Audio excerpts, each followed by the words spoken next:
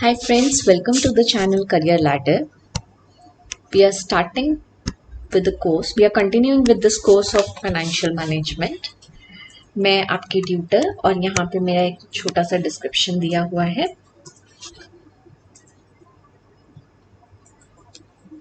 हमने last time financial management में कुछ इम्पोर्टेंट टॉपिक्स कवर किए थे, जिसके अंदर में हमने कुछ टर्म्स फाइनेंशियल मैनेजमेंट की समझी थी.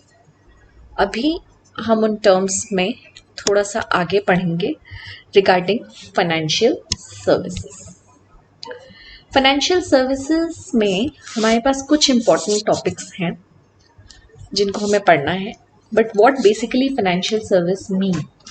फाइनेंशियल सर्विस में वो सर्विसेज कवर होती हैं जो कि finance related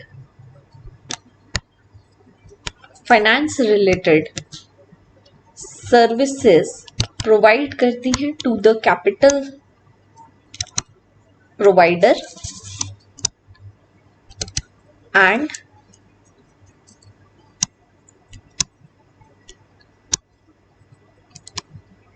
the person who needs capital.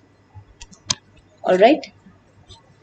तो हमने ये definitions पढ़ ली थी. There are 3 types of market there: capital market, money market, or call and put markets. We have already read about it. We read about the derivatives also in the last class.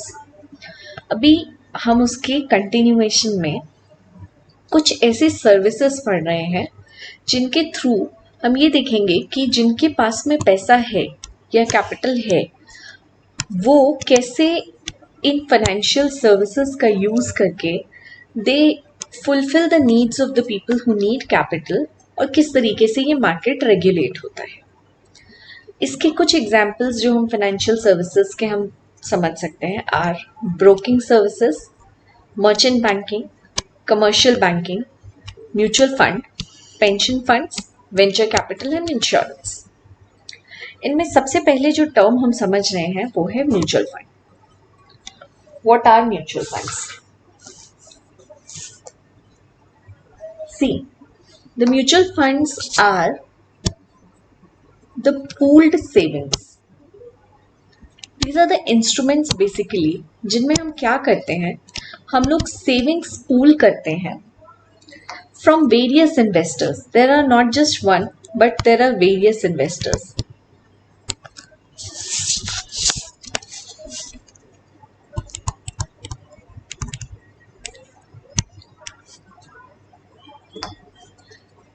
In pooled saving को regulate करने के लिए या इन pooled savings को इनसे return ROI generate करने के लिए we employ a fund manager. I mean, the mutual fund employ a fund manager. ये फंड मैनेजर ये इंश्योर करता है कि आपके इस सेविंग्स से जो भी आपने इसमें पैसा लगाया है किसी म्यूचुअल फंड में, उससे हम मैक्सिमम ROI कमा सकें at minimum risk. Alright. So the mutual fund represent the pool savings of numerous investors which employ a fund manager who invest it in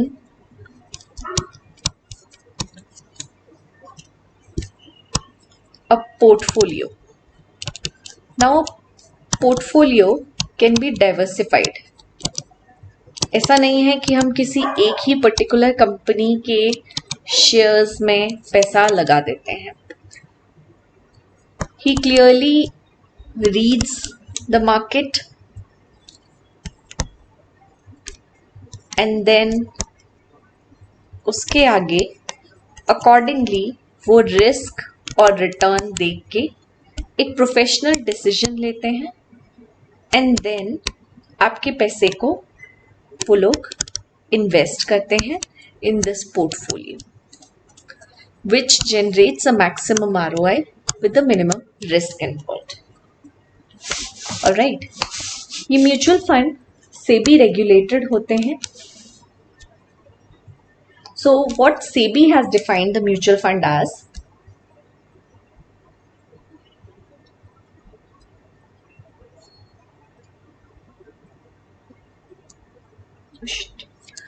what SEBI has defined the mutual fund as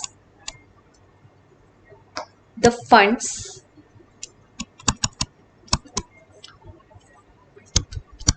established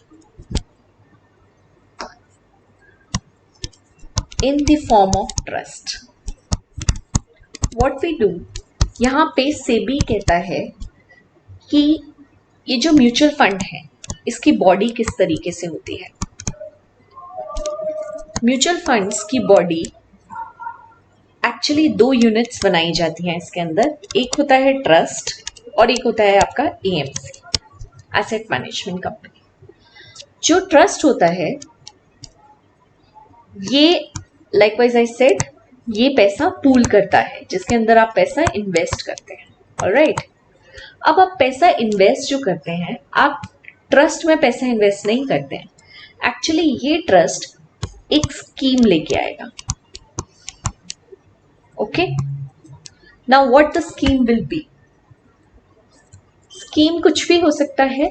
scheme either investment in equity, ये कहेगा कि हम आपसे पैसा लेंगे और हम different companies की इक्विटी में इन्वेस्ट करेंगे, या हम डिफरेंट कंपनीज के डेट में इन्वेस्ट करेंगे, या हम डिफरेंट कंपनीज के शॉर्ट टर्म इंस्ट्रूमेंट्स में इन्वेस्ट करेंगे। तो इस तरीके का ये स्कीम लेके आएगा। Once it gives you a scheme, what you do, you invest into this. इससे हमारा आपके जैसे कई छोटे छोटे इंडिविजुअल इन्वेस्टर्स जो होते हैं, मान लीजिए उन्होंने 1000 रुपए पर के हिसाब से एक पूल सेविंग बनाई। अब इस ट्रस्ट का क्या काम है, this is what we are reading as पर सेबी। जो सेबी एक वर्किंग देता है म्यूचुअल फंड्स का, ये ट्रस्ट इस पूल सेविंग्स को इन्वेस्ट करेगी through a professional who is called a fund manager. All right, so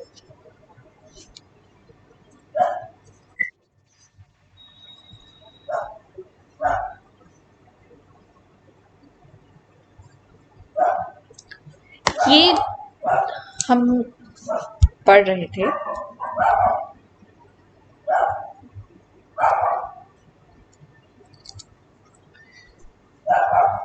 ये जो ट्रस्ट है, हम ट्रस्ट पे थे, ये जो ट्रस्ट है ये थ्रू अ फंड मैनेजर इस पैसे पूरे पूल्ड सेविंग को इन्वेस्ट करेगी to generate maximum return with the least risk involved.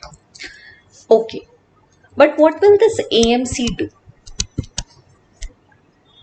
इस ट्रस्ट को रेगुलेट करने के लिए, इस ट्रस्ट के सारे काम करने के लिए इस एएमसी को क्रिएट किया जाता है, इस एसेट मैनेजमेंट कंपनी को क्रिएट किया जाता है जो इसके सारे फंक्शंस करेगी। Alright, so a mutual fund has to set up two arms, first a trust and an AMC. The trust is expected to ensure the fair business practice while the AMC manages the money. Alright, so these are all the SEBI guidelines. But SEBI guidelines के according इस trust या AMC को setup करने के लिए एक sponsor की जरूरत होती है जो कि 50% कैपिटल होल्डर होता है। तो यानी ये जो एएमसी बनाया गया, आप मान लेते हैं कि एएमसी एक प्राइवेट लिमिटेड कंपनी है जिसका कैपिटल 10 करोड़ रुपए है, तो उसका 50% आई मीन 5 करोड़ रुपया have to come from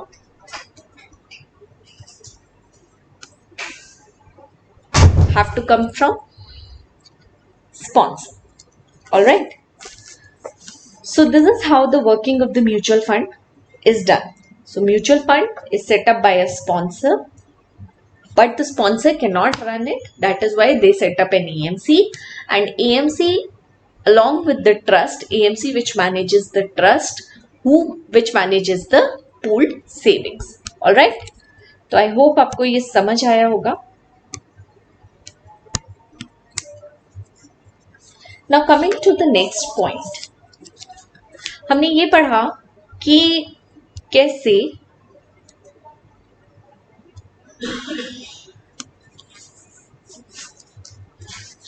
funds लिए जाते हैं, ट्रस्ट एस्टैब्लिश किया जाता है. बट ये जो फंड्स हम लेते हैं, अब हमने ये पढ़ा कि ट्रस्ट बन गया है. मान लेते हैं, इसका एक एग्जाम्पल ले लेते हैं, रिलायंस म्यूचुअल फंड. आप कभी भी रिलायंस म्यूचुअल फंड की वेबसाइट पे जाएंगे तो आपको ये नजर आएगा कि Reliance mutual fund is actually a trust जिसके अंदर डिफरेंट स्कीम्स चलते हैं. ऑलराइट. अब इस ट्रस्ट ने ये फंड लिया होगा, इसका भी कोई स्पॉन्सर रहा होगा. आई होप आप लोग को ये टर्म सब क्लियर हो रही है. सो सॉरी, इस सो वी वर हियर, ये ट्रस्ट है. आई होप आपको ये टर्म सब आप सबको ये क्लियर हो रही है. What a sponsor means, what a trust means. हम रिलायंस का एग्जाम्पल ले रहे हैं.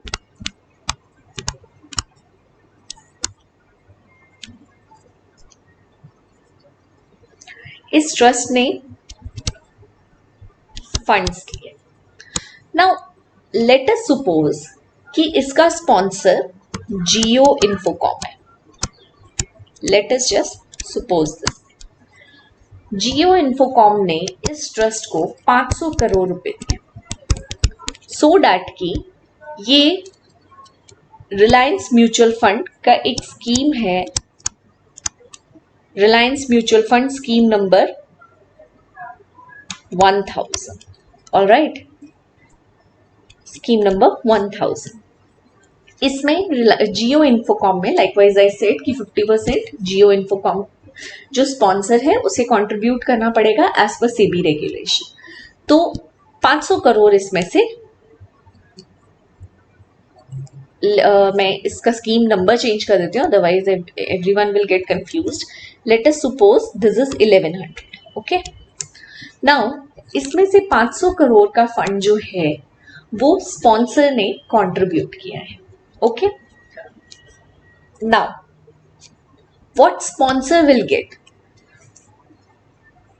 अब ये जो स्पॉन्सर है जियो इन्फोकॉम है, ये अपनी बुक्स में इसको क्या दिखाएगा? Mutual fund. क्या मैंने 500 करोड़ के म्यूचुअल फंड्स लिए हैं? नहीं. हम इसको कहते हैं units.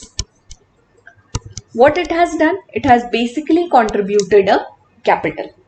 So, what this trust, Reliance Mutual Fund Scheme 1100 का जो trust है, what this trust has done, it has raised a capital of 500 crore from its sponsor Jio Infocomm, और इसने इसके बदले में इसको दिए हैं यूनिट्स, 500 करोड़ के यूनिट्स. ऑलराइट. अब ये ट्रस्ट क्या करेगा? ये ट्रस्ट एक प्रोफेशनल अपॉइंट करेगा. ऑलराइट. जो कि बहुत ही हाईली क्वालिफाइड होते हैं. मान लीजिए ये एक सीए डिग्री होल्डर है, mister ABC. Now they have appointed a person, Mr. ABC, who is a fund manager, ताकि ये रिलायंस के 500 करोड़ को बढ़ा के, लेट अस अज्यूम कि 1 यूनिट का कॉस्ट 1 करोड़ है. ऑलराइट. तो रिलायंस म्यूचुअल फंड के ट्रस्ट ने स्पॉन्सर को कितने यूनिट्स दिए होंगे? 500 units. All right. Now what this professional fund manager will do? what this professional fund manager will invest in diversified portfolio. इस रिलायंस म्यूचुअल फंड स्कीम 1100 के कुछ ऑब्जेक्टिव्स रहे होंगे कि ये कहाँ इन्वेस्ट करेगा. लेट अस अज्यूम कि इसने लिखा है कि सिंस गोल्ड की वैल्यू बहुत बढ़ रही है तो हम सिर्फ और सिर्फ गोल्ड या गोल्ड लिंक इंस्ट्रूमेंट में पैसा लगाएंगे. Alright. Reliance Jio Infocom being a sponsor, उसने इसको 500 करोड़ रुपए भी दे दिए. इसने ट्रस्ट ने इनको 500 यूनिट्स दे दिए.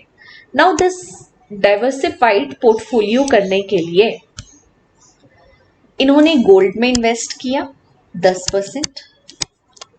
इन्होंने XYZ कंपनी के गोल्ड लिंक्ड इंस्ट्रूमेंट्स में इन्वेस्ट किया 55% एंड सो ऑन. ठीक है. ऐसा करने से जियो इन्फोकॉम ने देखिए क्या किया. ऐसा करने से जियो इन्फोकॉम ने अपना 500 करोड़ रुपए तो दिया, लेकिन उसे एक एसेट भी मिल गया, 500 यूनिट्स का एसेट भी मिल गया, जो कि एक प्रोफेशनली मैनेज्ड पर्सन मैनेज कर रहा है. और बदले में इस पैसे को इस प्रोफेशनल ने डिफरेंट इंस्ट्रूमेंट्स में लगाया ताकि वो रिटर्न कमा सके. और ये रिटर्न आखिरकार जाएगा किसको? जियो इन्फोकॉम. ऑलराइट. तो the mutual funds defined by SEBI regulations are the funds established in the form of a trust to raise money through the sale of the units, that is the interest of the unit holder in a scheme, to the public under one or more scheme. All right. Now what they do with the fund? They invest in the securities. They invest in various securities. All right. So we have read this term of trust and the sale of units. All right. Now friends, अब जब हमने बोला कि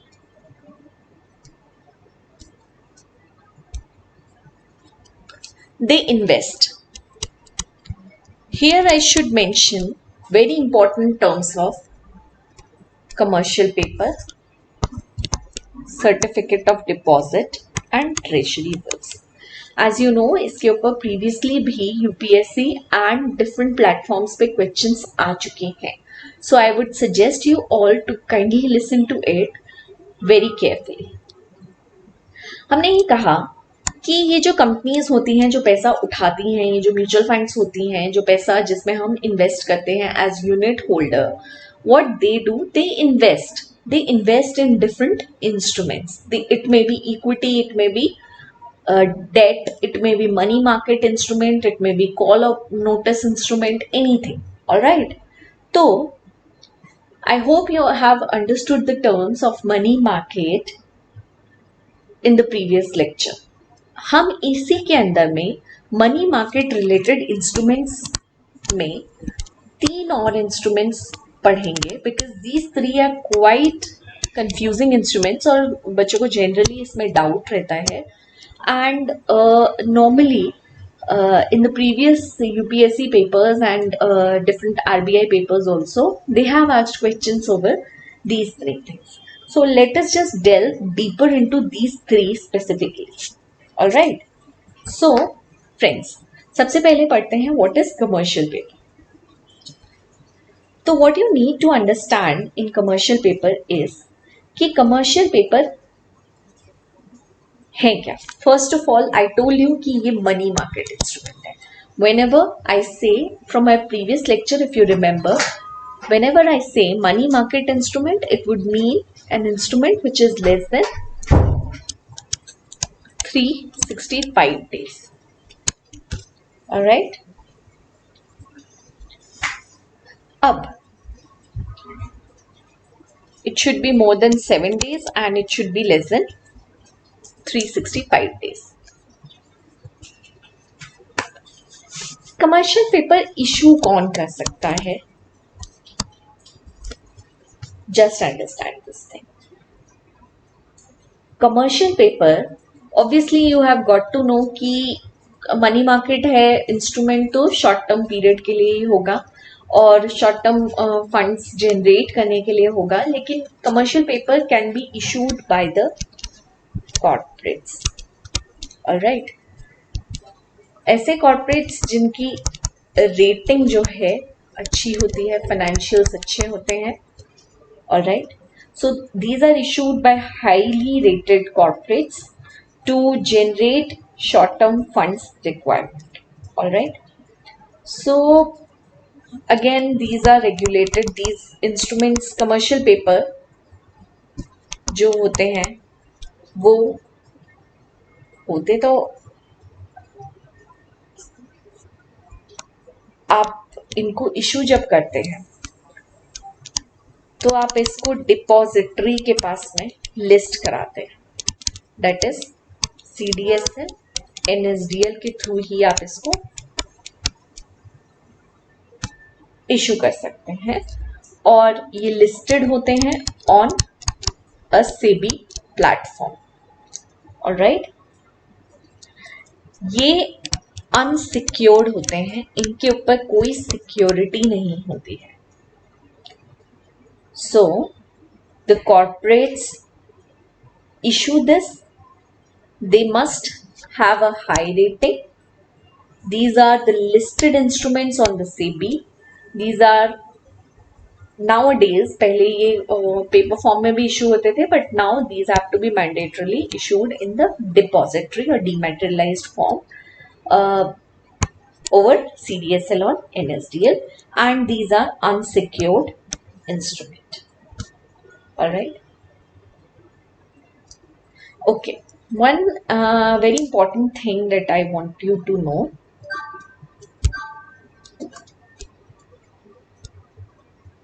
is that these commercial papers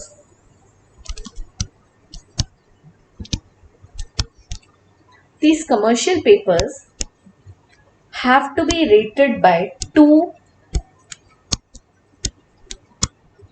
rating agencies of India. India में ऐसा rule है. Alright, so obviously commercial paper का regulation RBI regulate करता है इसको, किस तरीके से ये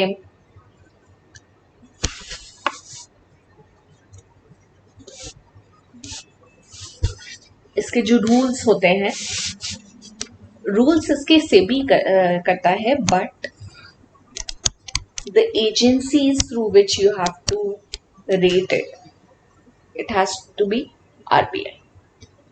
Now, the commercial papers can be issued in any denomination but not less than 5 lakh. मतलब it should be more than 5 lakh and in its multiple. तो ये नहीं होगा कि 1000 के कमर्शियल पेपर्स इशू हो रहे हैं. Minimum 5 lakh is the multiple amount.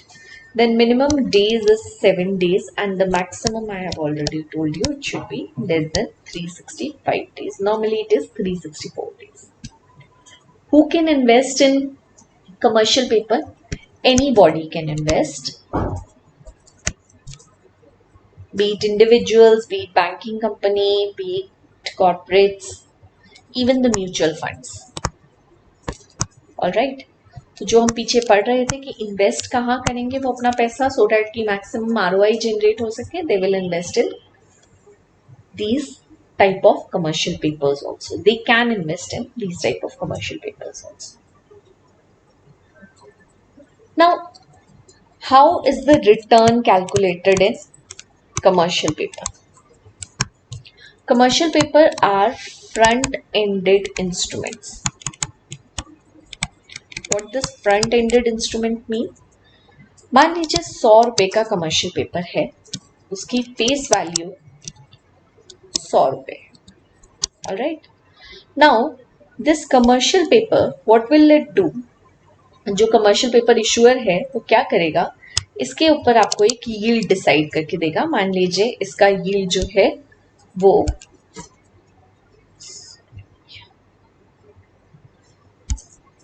मान लेते हैं कि इसका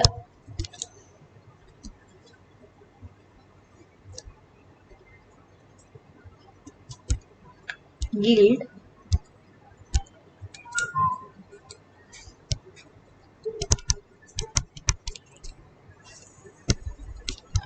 फेस वैल्यू वॉज 100 रुपीज। मान लेते हैं इसका यील्ड, उसने कंपनी ने कहा कि 10 रुपया मैं आपको यील्ड देता हूं। तो what this company will do, इसको एक डिस्काउंटेड प्रोडक्ट जैसे वो लोग निकालेंगे। व्हाट दे विल डू, वो 90 रुपीज का कमर्शियल पेपर इशू करेंगे। सो लाइकवाइज आई सेड कि 5 लाख का मिनिमम हो सकता है। लेट अस सपोज कि 5 लाख रुपए का कमर्शियल पेपर इशू हो रहा है। तो व्हाट दे विल डू, इसकी फेस वैल्यू 10 रुपए रखेंगे, यील्ड 10 रुपया 100 रुपीज रखेंगे face value, and yield would be 10 rupees, और 90 रुपए डिस्काउंट करके वो इशू करेंगे। So ultimately the company would be getting 4.5 lakh rupees. मान लेते हैं कि ये 5 लाख रुपए का पेपर 91 डेज के लिए इशू हुआ था। तो ultimately what will happen, at the end of 91 days the company will redeem 5 lakh rupees to the investor who have invested 90 rupee will get 100 rupee. So ये होता है front loaded instruments का concept. Alright, I hope आपको commercial paper का concept समझ आया। Now moving on to the next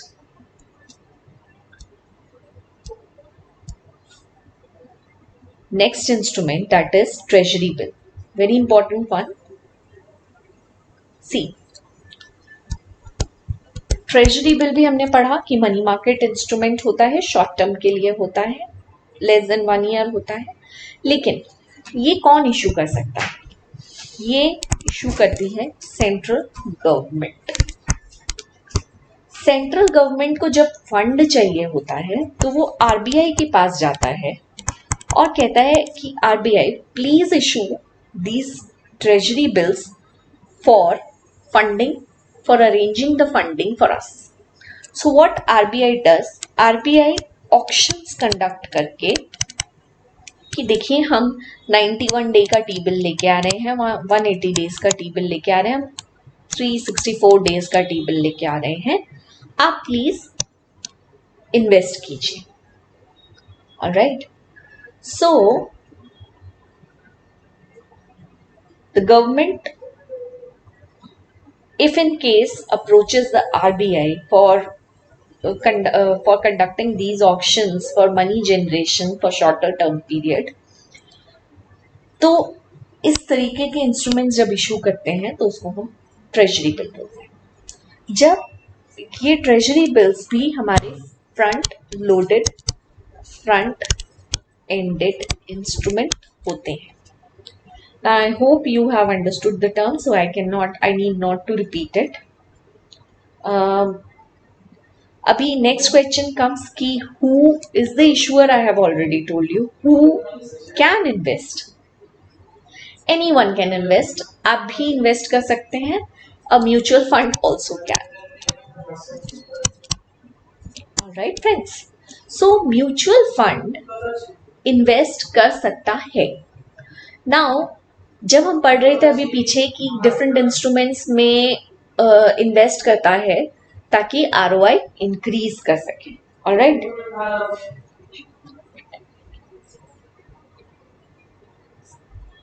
so I hope कि आप लोग को ये ट्रेजरी बिल का भी टर्म समझ आ गया होगा। So I think we are done with this topic also. Now moving on to the next topic of certificate of deposit. I think आपको ये टर्म भी समझना बहुत जरूरी है because UPSC and other sort of exams do keep asking questions on these instruments, क्योंकि हम लोग के होता क्या है, नॉर्मली ये इंस्ट्रूमेंट्स थोड़े कंफ्यूजिंग होते हैं। तो जब ये इंस्ट्रूमेंट्स आपके कंफ्यूजिंग होते हैं तो नॉर्मली व्हाट हैपेंस इज कि Now, friends, coming on to the next topic of commercial certificate of deposit.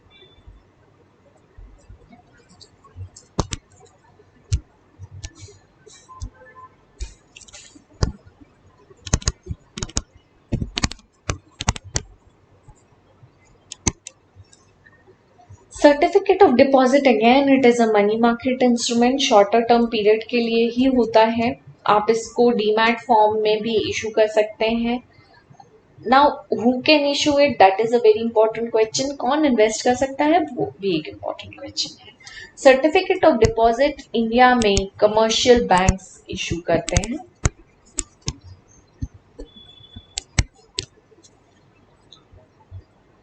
All type of commercial banks in India, excluding the regional rural banks, and there are certain local banks जो कि एक particular area में ही operate करते हैं. तो इन तरीके के banks को छोड़ के द कमर्शियल बैंक्स जो कि जिनका नेटवर्थ एंड ऑल काफ़ी अच्छा होता है, तो इन बैंक्स के through commercial paper issue certificate of deposits issue होते हैं. All right. So a commercial bank can issue a certificate of deposit as per its own requirement within a limit permitted by RBI. So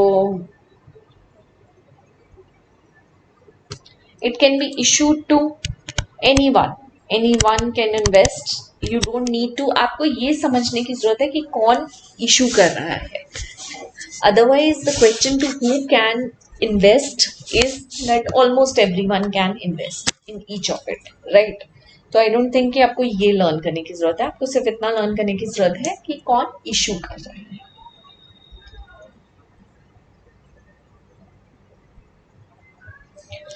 okay, so friends, हम लोग ने ये पढ़ा कि कौन instruments issue करता है. बट व्हाट इज द एक ट्रेजरी बिल में एज सच कोई कैप नहीं होता, लेकिन आपको खुद ही समझ आ रहा होगा कि ऑब्वियसली जब सेंट्रल गवर्नमेंट या ऐसी गवर्नमेंट की रिक्वायरमेंट है तो obviously the amount must be very high. But commercial certificate of deposit या commercial paper likewise I said minimum 5 lakh का इशू हो सकता है. सर्टिफिकेट ऑफ डिपॉजिट मिनिमम कितने का इशू हो सकता है? 1 lakh and above. 1 lakh above certificate of deposit up a commercial bank can issue. What is the tenor? Obviously I have told you it should be less than 364 days. What is the return? Again, these are front loaded instruments.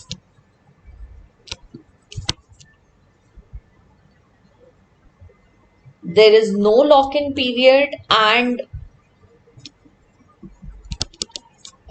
मान लीजिए कोई इसको खरीदता है, मान लीजिए मैंने ही खरीदा, I want to transfer it to XYZ, तो that person can definitely do it.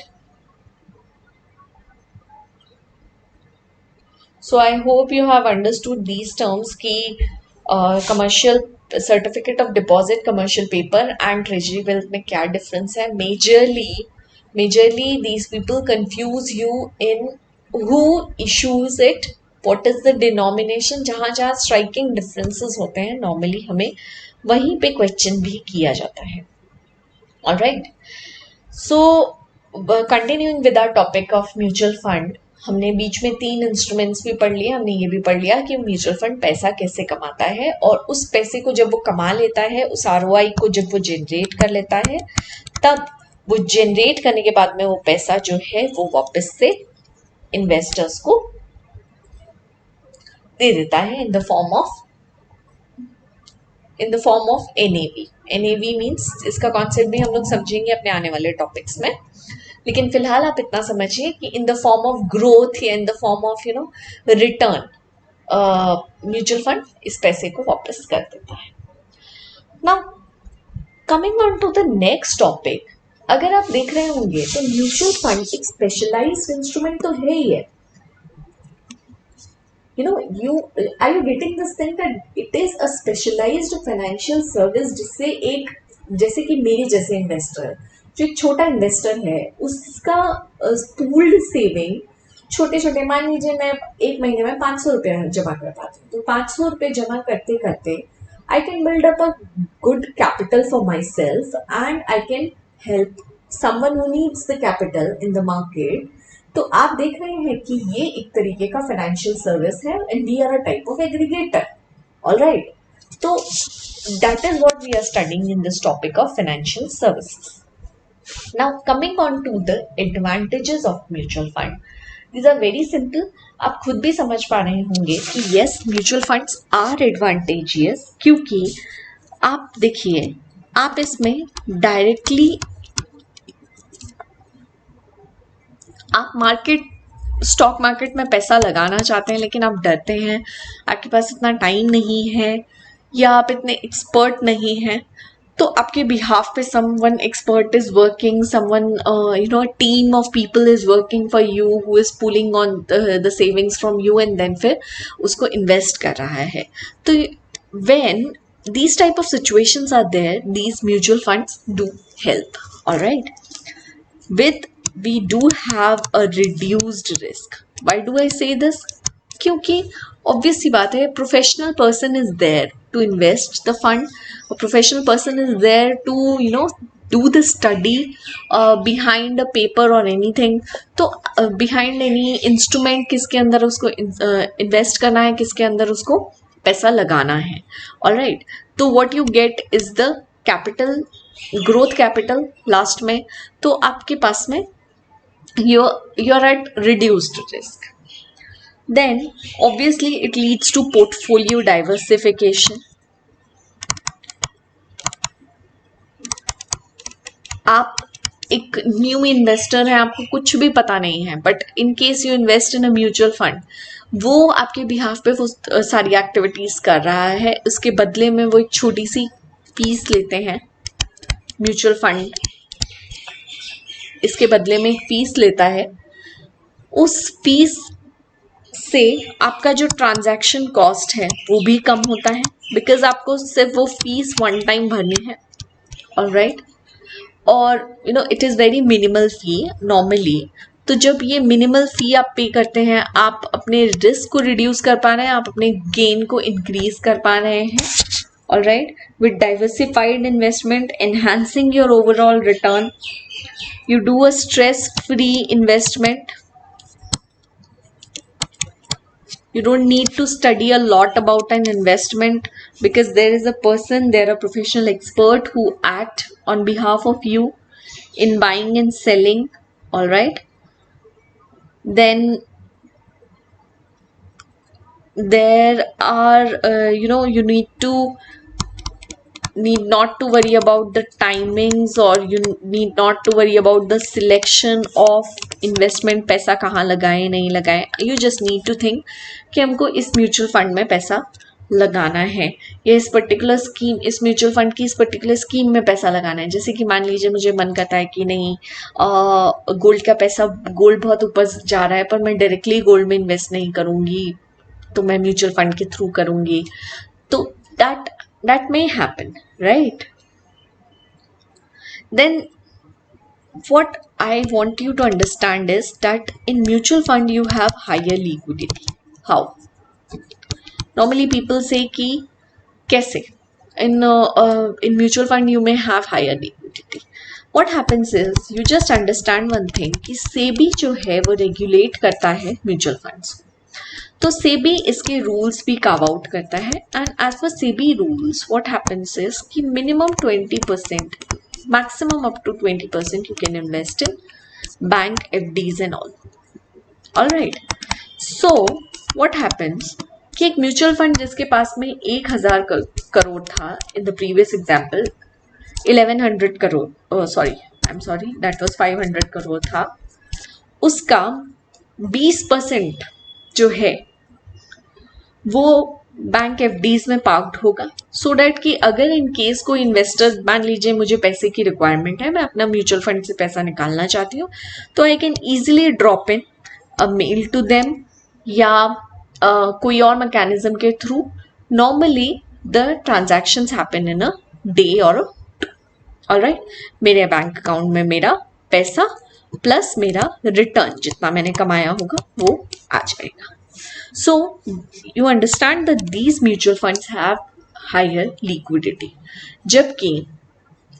जबकि जब इन केस अगर मैं मार्केट में डायरेक्टली इन्वेस्ट कर रही हूँ तो you never know when the market will go up और डाउन. ऑलराइट, सो आप एक तो डाइवर्सिफाइड पोर्टफोलियो का गेन तो कमा ही रहे हैं, दूसरी तरफ आप हायर लिक्विडिटी भी इंजॉय करते हैं ना म्यूचुअल फंड. देन ऑब्वियसली हम लोग कॉन्सेप्ट अभी आने वाली क्लासेस में पढ़ेंगे which is SIP and SWPs. हम छोटा छोटा करके म्यूचुअल फंड्स में बड़ा कैपिटल बना सकते हैं. Now obviously you can choose whatever scheme you can, जो भी आपको समझ आता है. Likewise I may want to go for a gold fund, I may want to go for a debt fund, I may want to go for a money market fund, all right, या equity fund या credit risk fund. All these type of funds we'll understand in our later classes.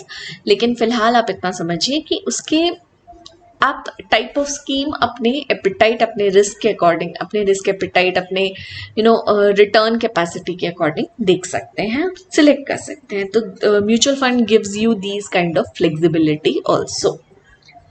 Then there are tax exemptions on the mutual funds. Many people who are from CACS backgrounds might be knowing that yes, there are some long-term capital gains and short-term capital gains on these mutual funds gain. And these are well regulated, no doubt about it. These are SEBI regulated and they function as per the provisions of the strict regulation designed to protect the interest of the investors. These are regularly monitored by SEBI, hence these are very risk free. I won't say it is 100% risk free, but it is quite risk free. These mutual funds are. Alright, हम इसके अंदर और भी deeper concept में पढ़ेंगे because this is a very important topic. You should know these terms of SIP, SWP, NAV, unit trust of India. Then various type of mutual fund we'll study because normally paper में आपसे सिर्फ इतना पूछा जाएगा कि open ended fund क्या होता है या म्यूचुअल फंड का स्ट्रक्चर में किसका क्या रोल है. तो आई होप आपको आज की क्लास समझ आई होगी. Do subscribe, do like the video and do subscribe the channel please and do spread the word of the channel so that कि हम लोग और ज़्यादा से ज़्यादा वीडियोज़ इसके अंदर बना सकें. Okay guys, thank you, bye bye, take